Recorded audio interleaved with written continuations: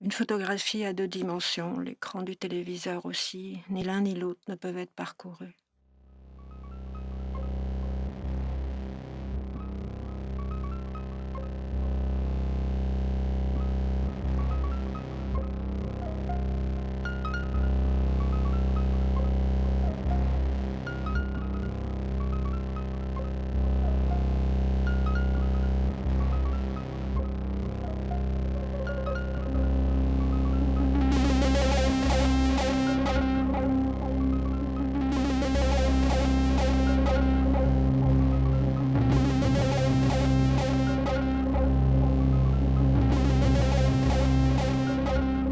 D'un mur à l'autre d'une rue, arquée ou arc-boutée, les pieds poussant un mur et la tête s'appuyant à l'autre, les cadavres noirs et gonflés que je devais enjamber étaient tous palestiniens et libanais.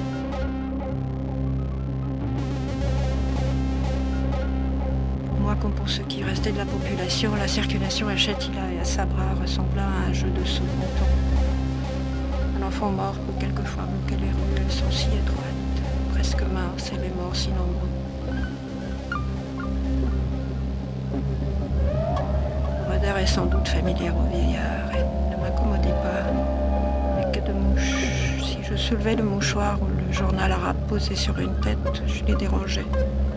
Rendue furieuse par mon geste, elle venait en naissant sur le dos de ma main et essayait de s'y nourrir.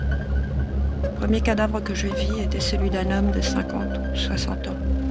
Il aurait eu une couronne de cheveux blancs si une blessure, un coup de hache, il m'a semblé, m'avait ouvert le crâne. Une partie de la cervelle noircie était à terre à côté de la tête. Tout le corps était couché sur une mare de sang noir, coagulé. La ceinture n'était pas bouclée. Le pantalon tenait par un seul bouton. Les pieds et les jambes du mort étaient nus, noirs, de violet et mauve. Peut-être avait-il été surpris la nuit ou à l'aurore. Il se sauvait. Il était couché dans une petite ruelle à droite, immédiatement de cette entrée du camp de Shatila qui est en face de l'ambassade du Koweït.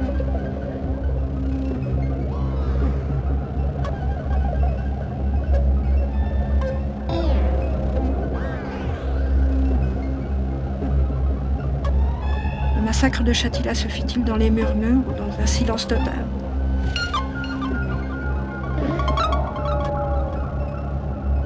Si les Israéliens, soldats et officiers prétendent n'avoir rien entendu, ne s'être doutés de rien alors qu'ils occupaient ce bâtiment depuis le mercredi après-midi.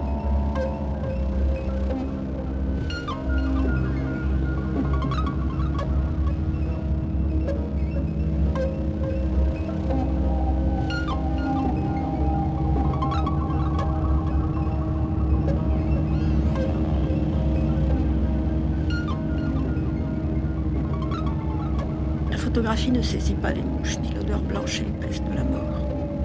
Elle ne dit pas non plus les sauts qu'il faut faire quand on va d'un cadavre à l'autre. Si l'on regarde attentivement un mort, il se passe un phénomène curieux. L'absence de vie dans ce corps équivaut à une absence totale du corps, plutôt à son recul ininterrompu. Même si on s'en approche, croit-on, on ne le touchera jamais. Cela sur le contemple. Mais un geste fait en sa direction, qu'on se baisse près de lui, qu'on déplace un bras, un doigt, il est soudain très présent et presque amical.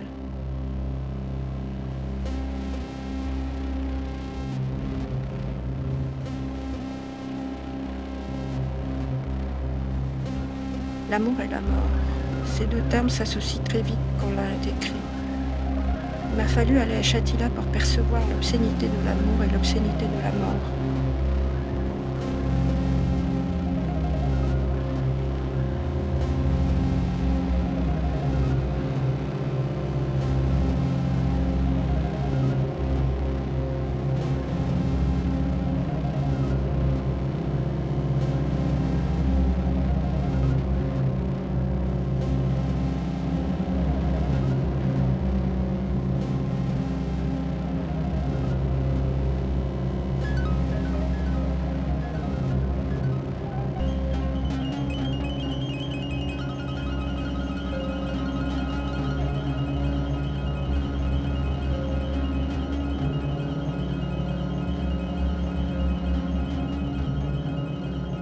Le corps, dans les deux cas, n'ont plus rien à cacher.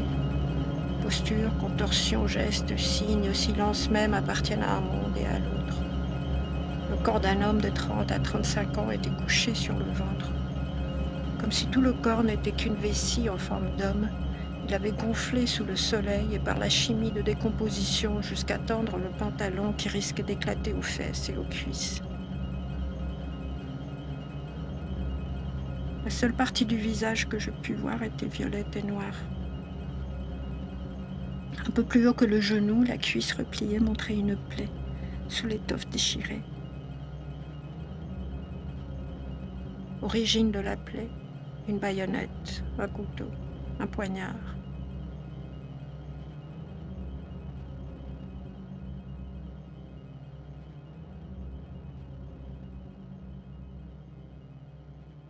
Negatives Denken, die besiegte Logik des Protests.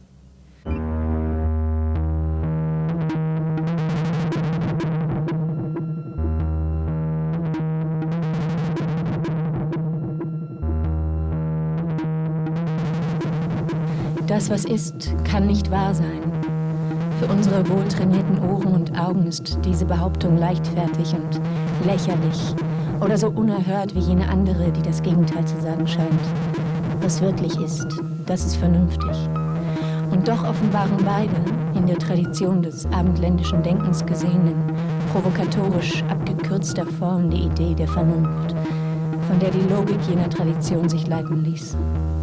Mehr noch, beide drücken denselben Begriff aus, nämlich die antagonistische Struktur der Wirklichkeit und des Denkens, das diese zu verstehen sucht.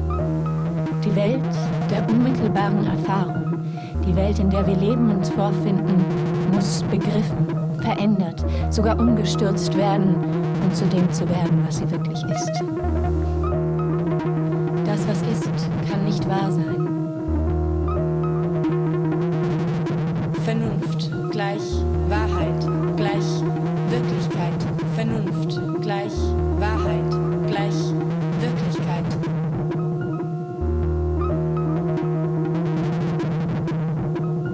Welche die subjektive und objektive Welt zu einer antagonistischen Einheit verbindet, ist die Vernunft, die umstürzende Macht.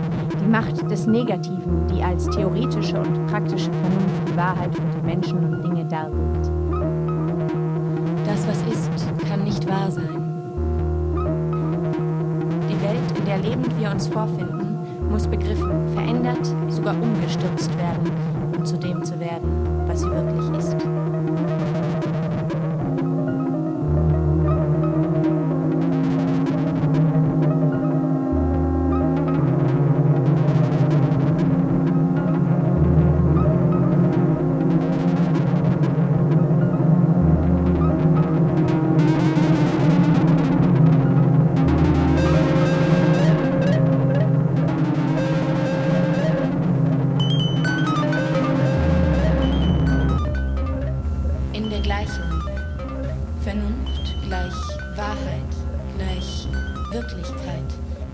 Welche die subjektive und objektive Welt zu einer antagonistischen Einheit verbindet, ist die Vernunft, die umstürzende Macht, die Macht des Negativen.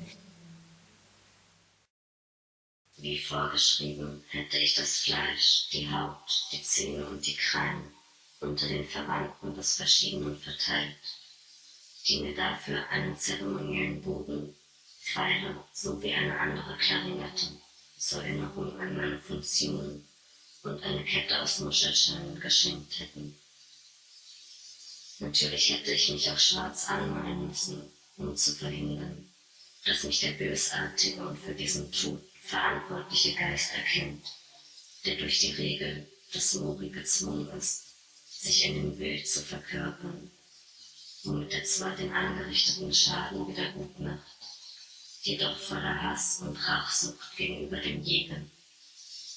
Denn in gewissem Sinne ist diese mörderische Natur menschlich. Sie wirkt durch die Vermittlung einer besonderen Kategorie von Seelen, die unmittelbar ihr und nicht der Gesellschaft unterstehen.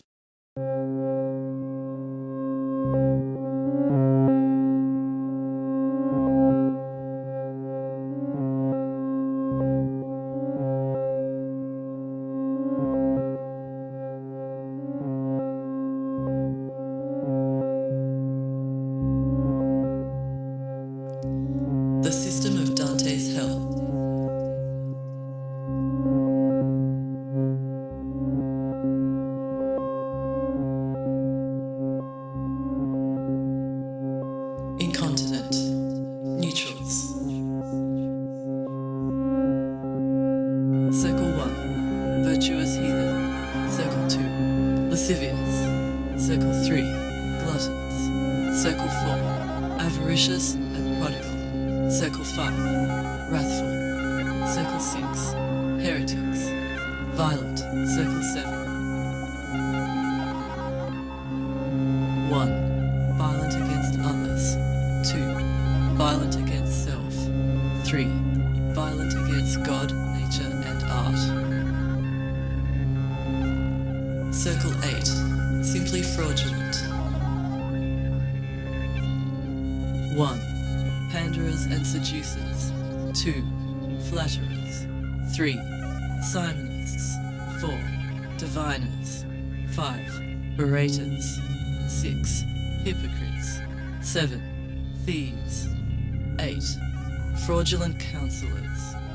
9. Makers of discord. 10. Falsifiers.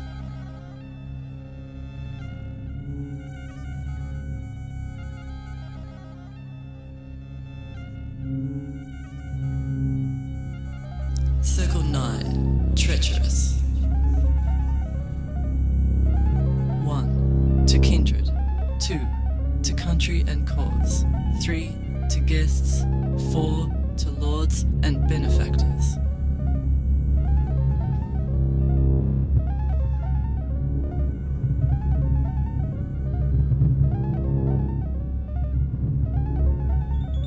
I put the heretics in the deepest part of hell, though Dante had them spared on higher ground. It is heresy against one's own sources, running in terror from one's deepest responses and insights, the denial of feeling. That I see as basest evil. We are not talking merely about beliefs, which are ladder, after the fact of feeling. A flower turning from moisture and sun would turn evil colors and die.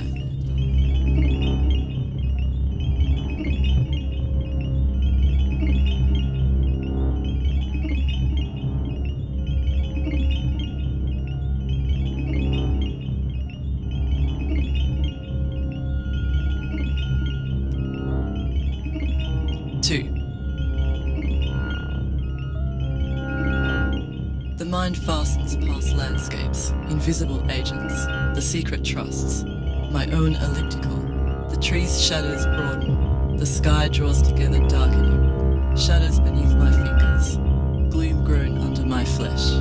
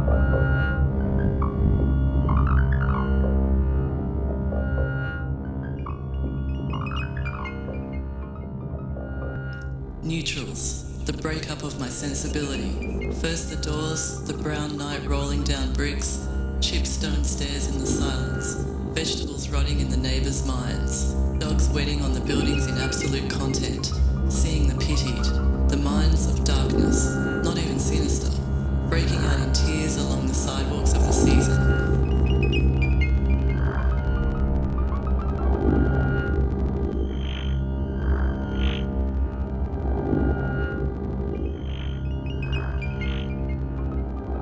Grey leaves outside the junk shop, Sheridan Square, blue men under thick, quivering smoke, trees, statues in a background of voices, justice, egalite, horns break the fog with trucks full of dead chickens.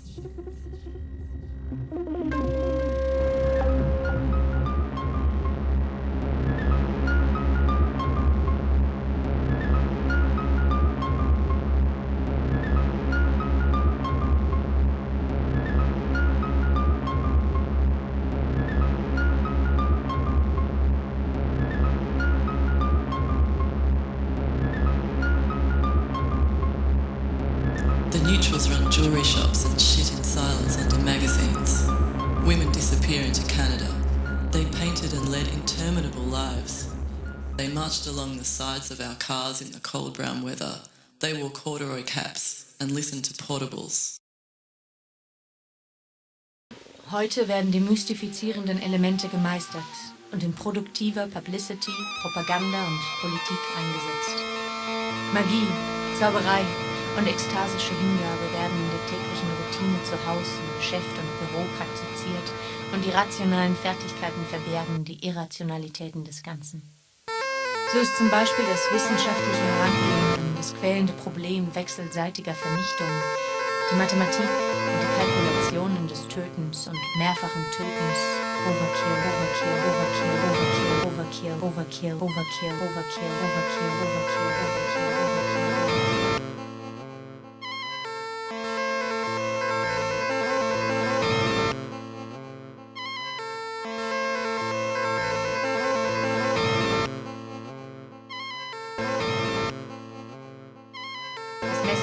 Ausbreitender oder nicht ganz so ausbreitender Verseuchung, die Experimente, wie lange abnorme Situationen ertragen werden, in dem Maße mystifizierend, wie es ein Verhalten fördert oder gar verlangt, das den Wahnsinn akzeptiert.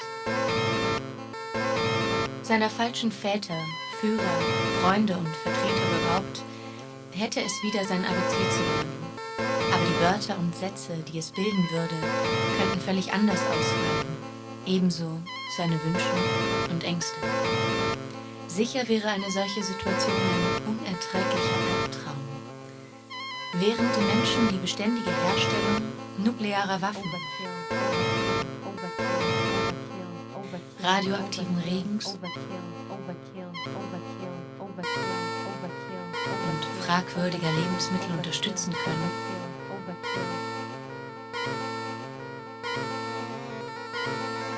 es geht weder um Probleme der Psychologie noch der Ästhetik, sondern um die materielle Basis der Herrschaft.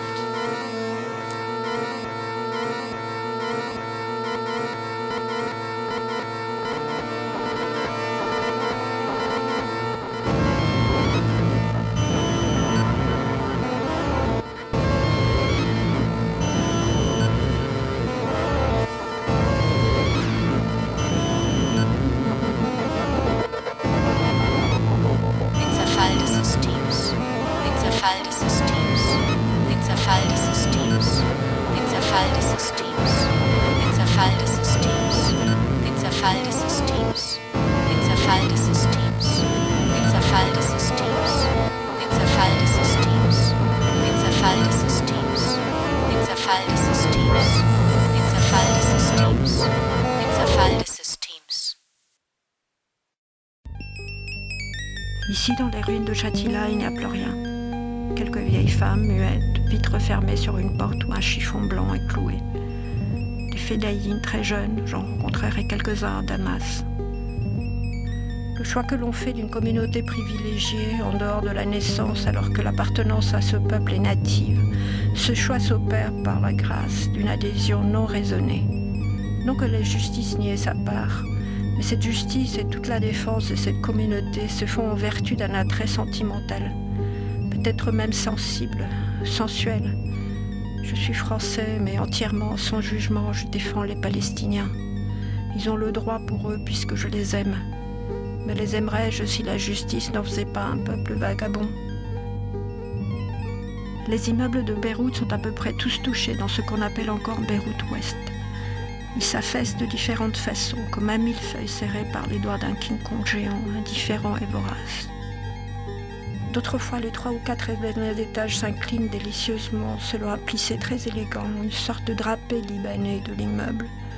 Si une façade est intacte, faites le tour de la maison, les autres façades sont canardées. Si les 4 façades restent sans fissure, la bombe lâchée de l'avion est tombée au centre et a fait un puits de ce qui était la cage d'escalier et de l'ascenseur.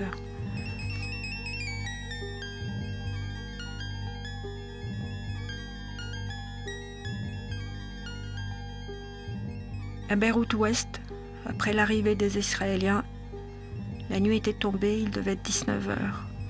Tout à coup, un grand bruit de ferraille, de ferraille, de ferraille. Tout le monde, ma sœur, mon beau-frère et moi, nous courons au balcon. Nuit très noire.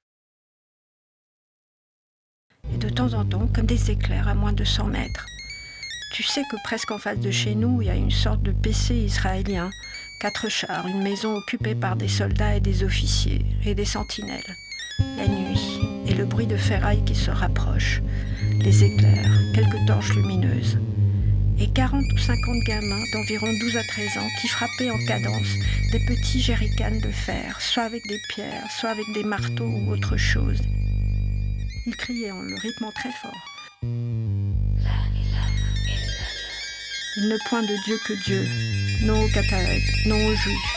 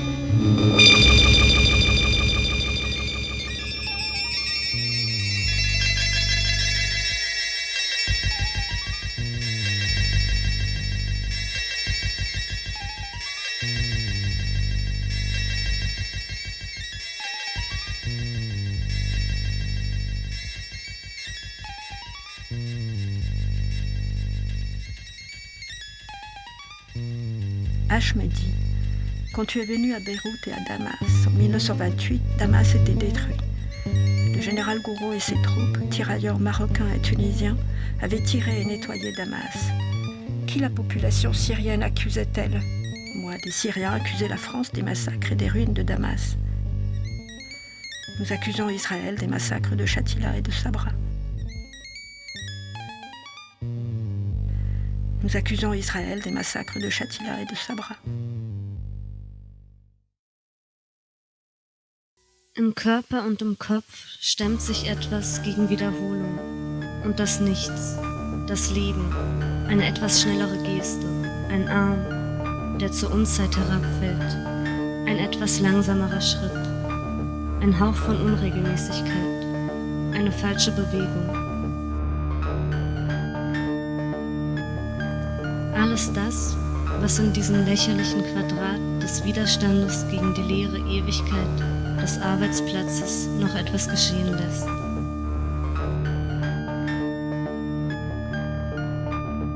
Diese Grimasse, dieses Aushalten, das Leben ist es, was sich anklammert.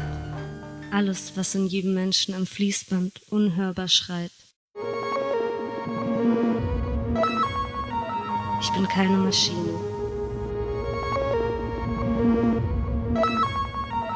Ich bin keine Maschine.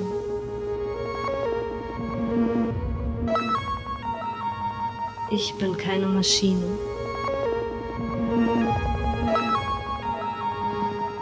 Ich bin keine Maschine. Ich bin keine Maschine. Ich bin keine Maschine.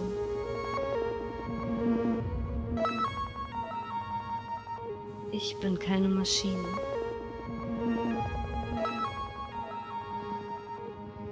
Ich bin keine Maschine.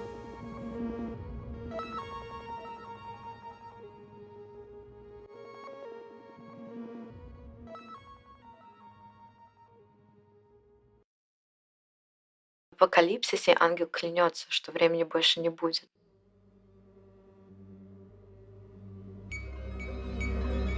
Знаю. Это очень там верно, отчетливо и точно. Когда весь человек счастья достигнет, то времени больше не будет, потому что не надо. Очень верная мысль. Куда же его спрячут? Никуда не спрячут. Время не предмет, а идея погаснет в уме.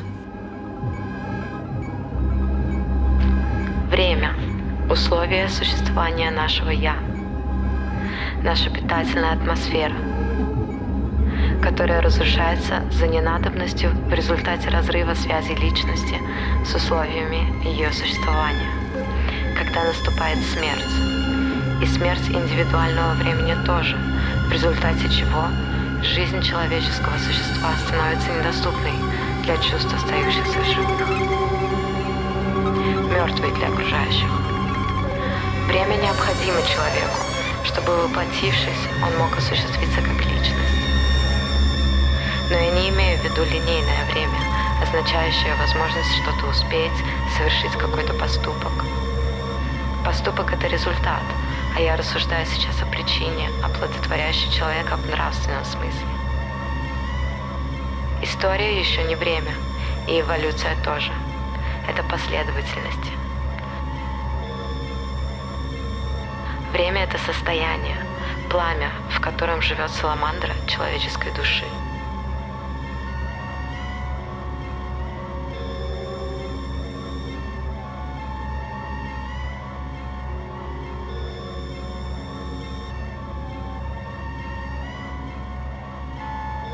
Время и память растворены друг в друге.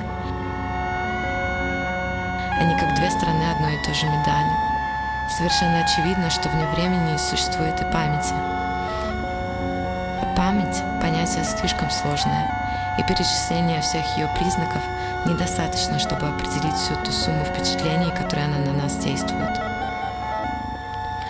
Память — понятие духовное. Пусть, например, кто-нибудь расскажет о своих детских впечатлениях, и можно с уверенностью сказать, что в наших руках окажется материал, при помощи которого мы сможем получить о человеке самое полное впечатление. Gewalt produziert Gegengewalt, Druck gegen Druck. Die Formen von Widerstand, die in den Heimen praktiziert werden, entwickeln sich immer nur spontan und planlos, unorganisiert, als Aufstand, Widerstand, Rabatz, als Bambule.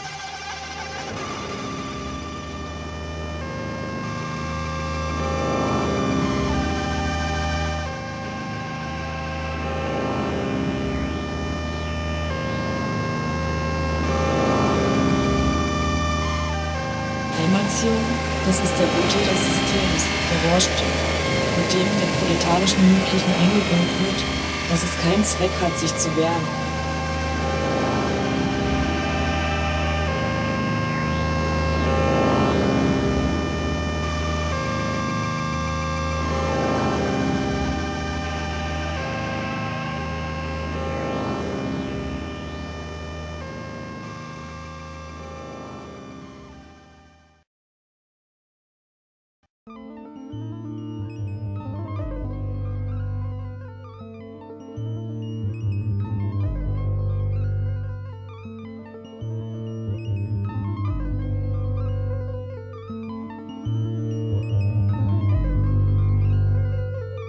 Ulrike Marie Meinhof, geboren am 7. Oktober 1934 in Oldenburg, gestorben am 9. Mai 1976 in Stuttgart-Stammheim.